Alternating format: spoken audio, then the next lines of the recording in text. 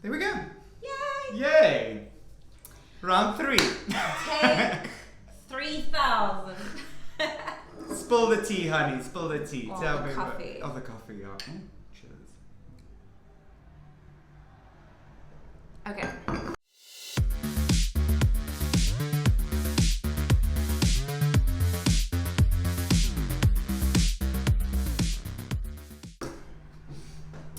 Hey guys.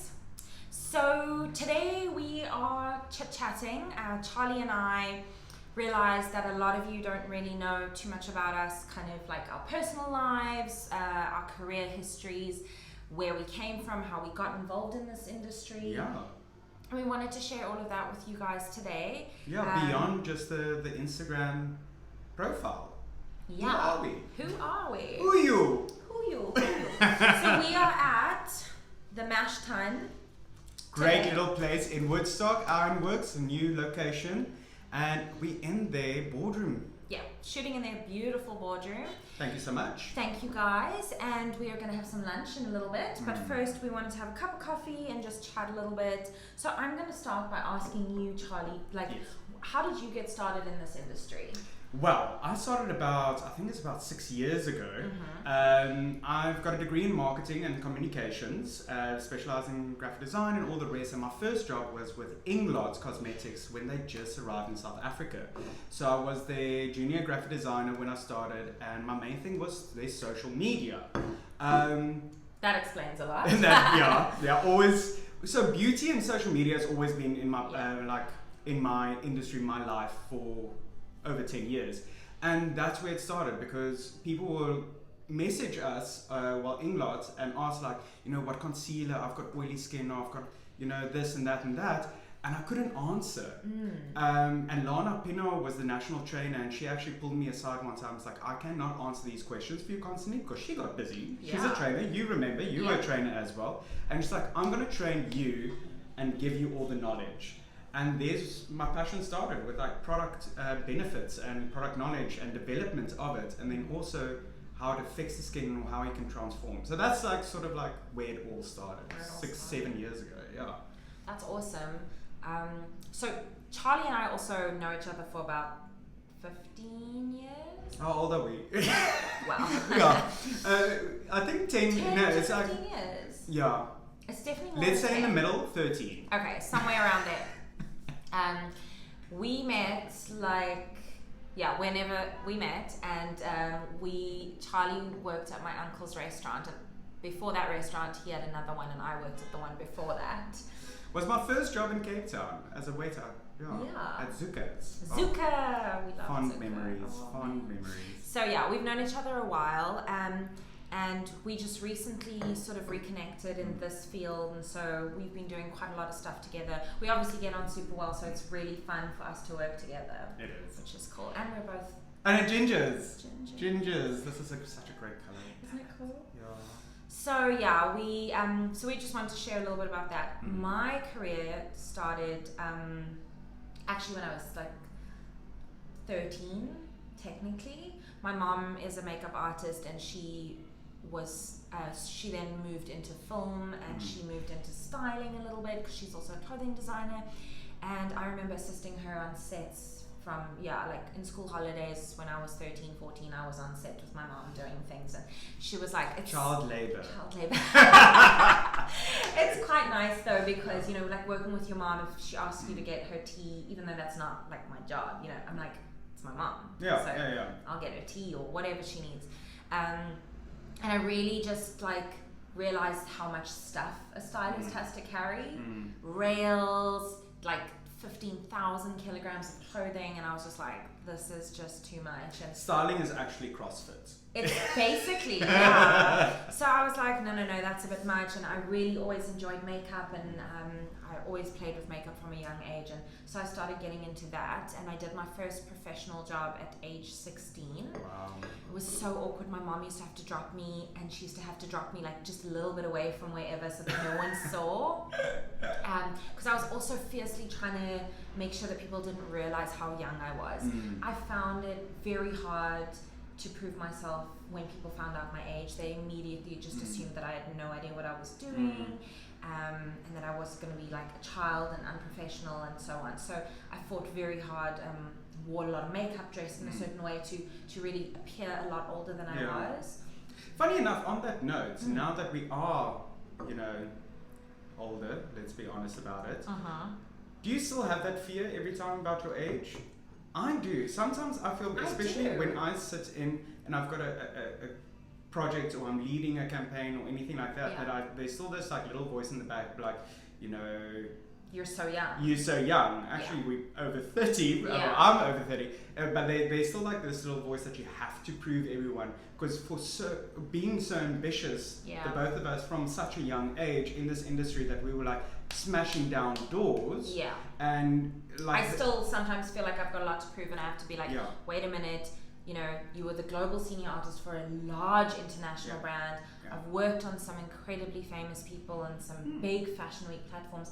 And like, that does warrant respect. Yes. But I do sometimes feel, I think I sometimes maybe look a bit younger because of like the way my personal style. Yeah. I still identify as a 24-year-old. So. Listen, I'm still 17 on the inside. Like sometimes I'm like, how did I get involved in this adulting thing? It's funny. I mean, you mentioned because that I still sometimes feel like that. Yes, it's 100%. 10 years later, and I feel like also you've only got one shot when you meet new people. You've got one opportunity to kind of assert yourself, and for me, it's very like I'm hyper aware of the fact that I need to assert my standing. Maybe it's only in my own head, but I feel like I need to assert my standing as the expert in that field.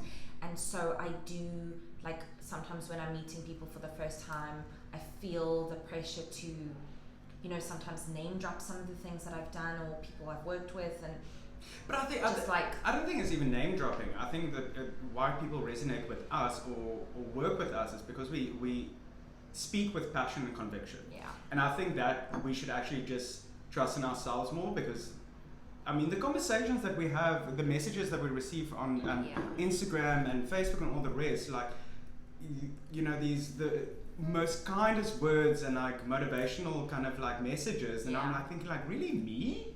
I have that moment all the time. So I can't talk about it just yet, but I recently negotiated an incredibly large sponsorship agreement for a very big project. And muzzles. Thank you. And I was so surprised. Yeah. And I told you, it's like you shouldn't be surprised. I know. It was you. You got that. And I was so surprised when it was like, I didn't have to fight for it, and they were just like, yeah, cool, we're on board with you. Yeah. I was just like, whoa, I didn't expect that to happen possibly at all, but certainly not as fast and as seamlessly as it did. So I think maybe, people underestimate themselves. Actually, not everyone underestimates themselves, but generationally, I think we're in a category where we still underestimate ourselves a little bit. Yes. I think like our little generation, like that late 80s babies, we had like a little cusp of like, not quite sure. We were very motivated from our parents to like really achieve what we want to do, and like the support from them has always been phenomenal. For sure, yeah. But then there was also little other doubts from like, I don't know, like the older generation from our parents that it's like, can this be an income? Are you sure? Don't you want a regular job? You can't do this. So there's always like that little voice in the back, but I think like our generations are bloody go-getters. Like if we put our mind to it. I get jealous of like Gen Z though, because they just have like zero self-doubt. Okay, not obviously we're generalizing, but a lot of like Gen Z are just like, I'm the bomb, and they just go and they believe it so completely that everyone around them can't help but believe it too. And what I've noticed on that, especially in our beauty community within the social realm, sometimes that confidence and conviction is seen as what's the word? What I want to say? Cocky. I see it as that. I mean, I'm jealous, don't get me wrong. I'm jealous that somebody believes in themselves like that much. Yeah. But it is a little bit like, it comes across to me as like somewhat arrogant. And I think that if you're arrogant without, the experience, or you've got like, what have you got to back it up? But then I'm going again, those are the voices that we heard when we were doing it. Do you know what I mean? Yeah. So listen, I'm exactly the same, and I've actually put myself, sat down with myself, and I had a conversation. I have a lot of conversations with myself. Is like not to feel like that, but actually to empower and be like, listen, that was brilliant. I love your composition or your whatever. I'm proud of myself. And then actually giving feedbacks like, listen, your blend is phenomenal. Color placement, not quite sure. Instead of just going on and like, oh, I'm so jealous of that, that self confidence, rather to create your own. Yeah. Yeah. So I don't know. It's your mindset. I think so too. I think it's just something that we have to work on. I guess I'm sure everyone experiences doubt, even if it doesn't appear so. I'm sure everyone experiences self-doubt at some point. Totally. And now I want to actually hijack this conversation and go into another realm that happened very, very recently to me, but it was also you were very involved in Boca. Yes, that was my next point. I was like, so what's next for you now that you are the champion of the Boca makeup competition? And it actually falls in with what we just mentioned. Like, I had a lot of self-doubt. Being a self-taught makeup artist in the industry for so long, to finally have that title is like, yeah, you can do what you... And I always like doing it. But like, yeah, fuck, I did it. And I'm like, yeah. So to have... And so you're joining me on the judging panel next year as well. I hope so. I hope that's going to be... Boca, I would love to be a judge. Thanks. I'm so glad. One thing, I'm really happy that I don't have to do it next year again. Yeah, look. The planning. I must say, I do not envy you. And also knowing what you were also going through from a career point of view at that time. So for those of you that don't know, I think a lot of people see, firstly, Charlie's like quality on social media is extremely high. Obviously that's what he does, so he's very good at it. But a lot of people think that because it's so good that's obviously all he does. Let me tell you, this gentleman doesn't have much of a life, because he does a full-time job during the week, and then on evenings and weekends he is either shooting, doing makeup like jobs, or that kind of thing. Content creation, and content creation. And then on top of Boca, at the same time he was doing the Next Face Awards, which he got top 20 for, and a myriad of other things. So there was a lot going on, and I just remember, because a lot of people had a little bit of a kind of wobble on social media about the Next Face Awards, and saying that it wasn't really fair to kind of look at, to compare Charlie with somebody that is newer in the industry, and they assumed that he didn't have a full-time job. Yeah. They were like, that's someone who does this full-time, and we were like, whoa, no. Yeah. So my day job, I'm actually a retail marketing specialist for one of the leading... I absolutely love my company. It's Edge for Men, leading barber within South Africa, and I'm very hands-on and within the marketing realm, the retail, and the development of the brand in a digital field. So that's like 8 till 6, 7 at night every night, and then still doing all the social media in the past, then doing all of that stuff. So to have comments where people just assume that all I do is Charlixboi. I mean, a lot of passion goes into it. It really hurts, because like, you don't know me, and like a lot of people then started mentioning, it's like, oh, but you don't open up to your personal life and like share a lot of your personal life. But the key word in there is personal.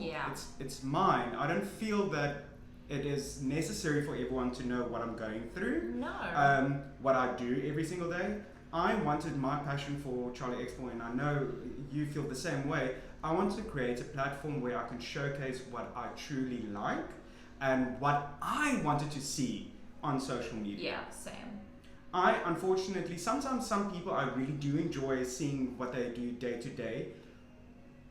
All I do day to day is emails or planning. I don't think a lot of people find that interesting. Totally. Like for me as well, I just feel like, there's a lot of stuff that is very personal, and I don't share a lot of my personal life.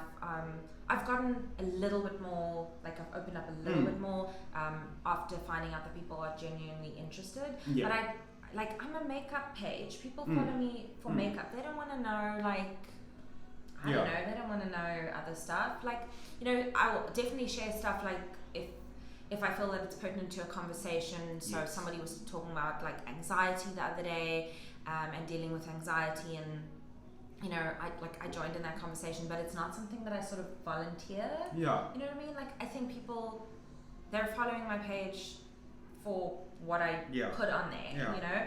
And also, I think that's the other thing that's really interesting is like, my content is not dictated by anyone. Yeah. So, you know, I'm well aware that I could get more likes if I wore less clothes, for example, even though it's makeup of the day. I'm not going to do that. Like, that's not what I want to put out there. So I'm putting my content and what I want to do out there, and like I'm attracting my audience that way because it's people that will connect with me. So and the same thing. How I think as of late, it's been very evident on a lot of content that I've been creating on myself that my stance and my opinion about the LGBTQ plus community and how I feel like my community is being, you know, prejudged or growing up with it, but I express it within art and makeup. It's because I know the audience that I've created and like all the peeps that I communicate on a daily basis, like they want to see beauty, but I still have a message, but I don't want to sit there just being. You don't like, want to make it heavy. Yeah, I don't want to make it political. I don't want to make it like this whole judgment. I want to have a message, but that, you know, if you see it, if you want to it's skip the strong enough. message, if you want to just look at the pretty pictures, that's cool too. Put it on you here. can, exactly. I'm so with you on that. And I think that's sometimes what that's art that I want to create, and that's what, you know. Like Boca is a great example because it was Gustav Klimt with the inspiration. An artist, his life. Like, I would rather want to be known within the industry as like my art creating a message beyond just being pretty. Yes, it's pretty, but there's like, you know, there's depth and substance to it. Yeah, definitely. I think that is maybe the next step. What South Africa, and this is actually a great lead into another conversation now.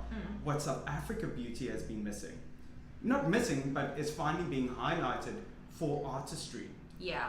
I think for years it's only been, and sadly the industry has been focused on like beautiful skin and subtleness and but I think finally us artists can now showcase art. What the power of makeup can really be.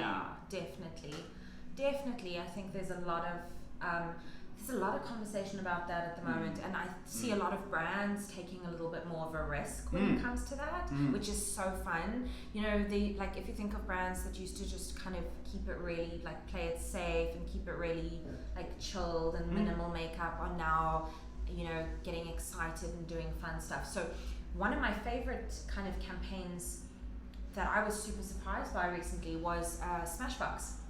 They just collaborated with a like spiritual healer, Wiccan, I don't know, kind of the Hood Witch, and I was so shocked. I was like, that's so not what I expected from the brand, and it's so cool and refreshing to see brands taking risks and partnering with people and lifestyles and things that are not mainstream. How cool. Latest one also with Next or Mac Viva Glam. I mean, Mac Viva Glam's always done that. You know, the first spokesperson for Viva Glam was RuPaul. I mean, drag queen god. Yeah, and I mean, goddess. back in that day, it was like, shoo.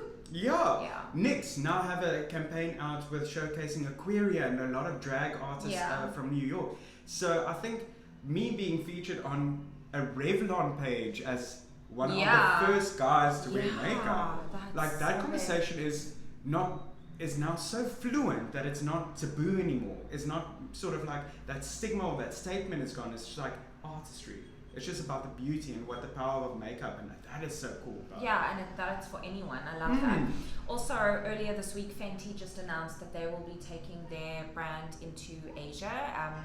So, you know, Fenty has always been about diversity, but it has primarily been about representation of people of color.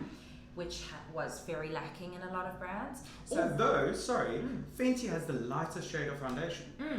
So, The lightest. So now they're venturing into that it's not just, that it's multiracial, it's multi ethnicities, and they've always been very inclusive of that, but it's been I feel like Asian people get left out of the beauty kind of. Well, my trip to my trip to South Korea, there's a whole industry in itself. Yes, it's a whole separate thing. Do you know It what I is. mean? It is. I absolutely love Korean skincare Same. and makeup. It's the art of subtlety. Oh my gosh, that yes. is. And maybe that's the other things. Maybe that culturally, trends are so vastly different that it can't really be lumped into one campaign. But social media is creating that opportunity to break the boundaries of limitation of location.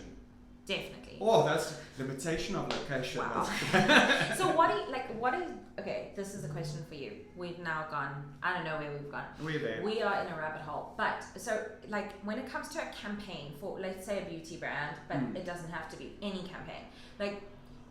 If you're wanting to reach a diverse target market, do you think that you can create one campaign that can do that? Because I feel like culturally sometimes there are so such big divides. Yeah, I hear what you're saying. A lot of beauty brands are currently producing local campaign to resonate. I think that is very. Me too. Maybelline is doing that currently. Yes. I absolutely love it. Getting local girls in, local people in to represent the brand. I think that is key within what is the future. I don't think you can just do one campaign that reaches everyone. I mean, yes, I would love to see. I think gone are the days to have a actress or model being a spokesperson for a beauty brand, or I don't. It has its place, but I don't think it's.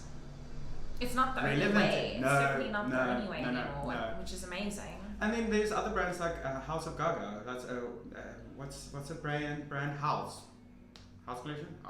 House Labs. House Lab. So there's a big diversity and across genders and statements and everything. Yeah. A little bit disappointed in the collection. Oh, I was gonna say the same thing. I signed up on their website to get to get access to the pre-order. Yeah. And then when it landed, I was just like, oh, I don't. It was Huda Beauty shadow sticks and lipsticks. I don't know. Listen, Fenty started with one product. Yeah. So Look let's at them see now. how it goes. Absolutely. And I mean. Yeah, they've got an incredible makeup artist in Sarah Tanno behind that. Gosh, so we'll see. I'm sure there'll be some more amazing collections. Yeah. I think sometimes you gotta just get a foot in the door and start somewhere.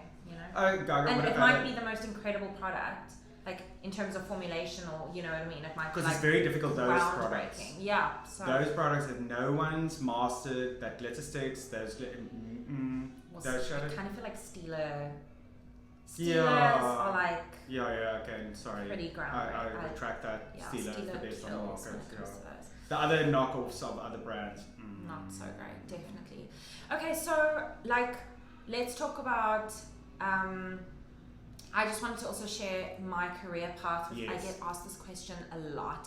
A lot of people are like, where did I start in the industry? And I spoke briefly about getting my first professional job at 16, but after freelancing for 6 years, I decided that I wanted a little bit more out of kind of the situation, and I signed up to join MAC. So I started with MAC in 2008, and I worked on the Canal Walk counter. We had a blast. And from there I moved into the training department and moved to Johannesburg and worked in training with the brand for a long time, which was fantastic. I think, that's where I developed my passion for also ingredients, the science that goes into a product. It's something, the first thing I do when I get a new product, flip it over, read the ingredients and kind of see, what's what There's in there. Key ingredients that you scan and look for. Yes, that you look for. Yeah, exactly. Or that you're wanting to find in a product. True. And from there, after doing quite a few years of training, I was their global senior artist recently, which was incredible, and saw me working backstage at Paris Fashion Week and you know, on some of the most famous models in the world, which was really, really insane. And I remember my first Paris Fashion Week. So when I was a kid, obviously my mom being a clothing designer, we used to have a lot of Vogue magazines, and Vogue magazines were like the holy grail. They were the most like precious item in our house. Like, you know, we could tear pictures out of any magazines, but like not the Vogues. Like, you don't touch the Vogue. We had to make sure our hands were clean if we were going to read a Vogue, that kind of thing. And I remember standing backstage in my first Paris Fashion Week. My first show was Lanvin, which was like pinch me.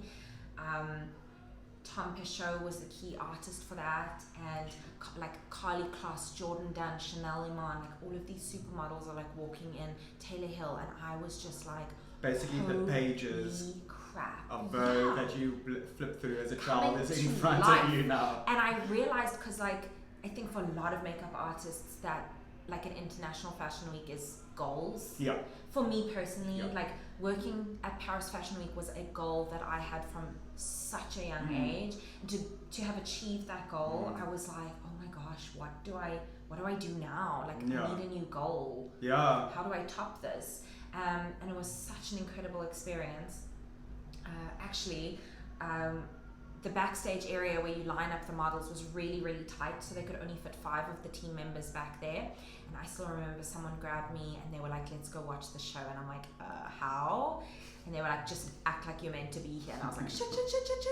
I don't want to be arrested. I don't want to be arrested in Paris. But we went and we stood in the photographer's pit, and we just like, we had our backstage passes and we just stood there like we were meant to be there. We watched the whole show, and you know, the photographer's pit is the best seats in the house, and we just stood and watched the entire Lanvin show. Amazing. At the Hotel de Ville in Paris, which is the most opulent building, and I just was like, this is my life. Sure. Yeah.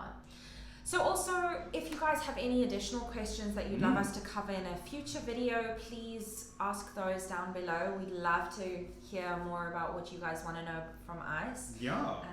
And we have a fabulous competition. Yes. We are giving away, collaborating on a little giveaway with you guys. Not a little giveaway. No, it's not little. A huge giveaway. So Charli and I have partnered to give away actually 2. So we're each giving away 1. It's a makeup, like a professional kit box. Well, actually, let's be honest. It is a professional day. Yes. With both Raine and myself. Yeah. And including an entire kit to the value of with brushes, with makeup, a whole private session with Raine to teach you whatever you want to do. If it comes to being taught on how to do editorial on a model, or how to do your own makeup, everyday makeup. Yeah. And then you'll also have a session with me where I will shoot you. No, well, we will do a beautiful beauty campaign with you, and it's all to the value of 12,000 rands each. So the total prize, so total value of what we're giving away is over 24,000 rand. So we will be announcing that shortly after this. So this video will go live, and then we'll be announcing that competition shortly afterwards. And there is a secret question in this video that you need to answer to enter. Yeah. And you almost probably will just record it now privately what the question will be. Yeah, we don't know yet. We don't know yet. We'll edit and then find out a question. But it's going to be super easy. Yeah. And then all you need to do is like, subscribe, leave a comment with your answer, go to our Instagrams and do exactly the same. Yeah. So also Charli's Instagram will be down below here. So somewhere here. Yeah. Little badger bears. So make sure you like and follow him, follow me, and we are going to be giving away this magnificent prize. Yeah. Rules and T's and C's will be on our description at the bottom. Yeah.